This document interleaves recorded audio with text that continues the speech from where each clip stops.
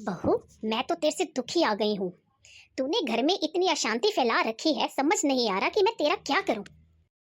जब से तू इस घर के अंदर आई है ना, समझ ही नहीं आ रहा, एक अजीब तरह की शांति है। माँ जी, आप ये क्या कह रही हैं मेरे को? मैंने आपके घर में अशांति फैलाई हुई है? माँ जी, कोई अपनी बहू को भी ऐसे बोलता है? इतनी भोली भोली शक्लें बना के दिखाने की जरूरत नहीं है, तुझे भी पता है तू कैसी है। माँ जी, आप मुझे तो बोल रहे हो कि मैं कैसी हूँ। आप अपने आप को भी देखो ना। कभी आपने मेरी सास की जगह माँ बनने की कोशिश की है? कभी आपने मुझे बहू ना समझकर बेटी समझा है? आपने मुझे हमेशा बहू समझा है, और जितनी भी कोई गलती हो सब आप मेरे ऊपर लगा देती हो। माँ, आपको मैं इतनी ही बुरी लग रही हूँ ना, मैं इस घर को छोड़कर चली जाती हूँ।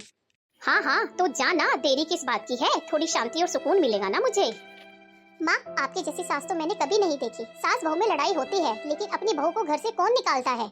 माँ, जिस दिन मैं चली गई ना, एक दिन तुम मुझे याद करके बहुत रोओगी। अरे बहू, तू इस भ्रम में न रह, मैं अकेली बहुत खुश रह लूंगी। तू जा तो सही, कब जा रही है? माँ, मैं जा रही हूँ। जा जा, सुना क्या रही है, बहुत खुश रह लूंगी तेरे बिना। अच्छा है, चली गई अपने मायके, अब मैं खुशी खुशी रहूंगी। अरे मैं कैसी पागल थी, मैंने अपनी बहू को उसके मायके वापस भेज दिया।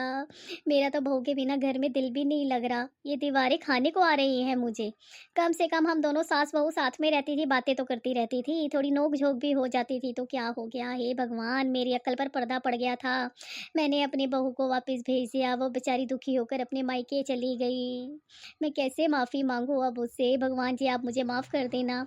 मैं अपनी बहू को हाथ जोड़ के माफ़ी मांग लूँगी और बोलूँगी, बेटा ससुराल आ जा, हम दोनों नोक-झोंक करेंगे, वो भी चलेगा, लेकिन तू उदास मत हो, सॉरी।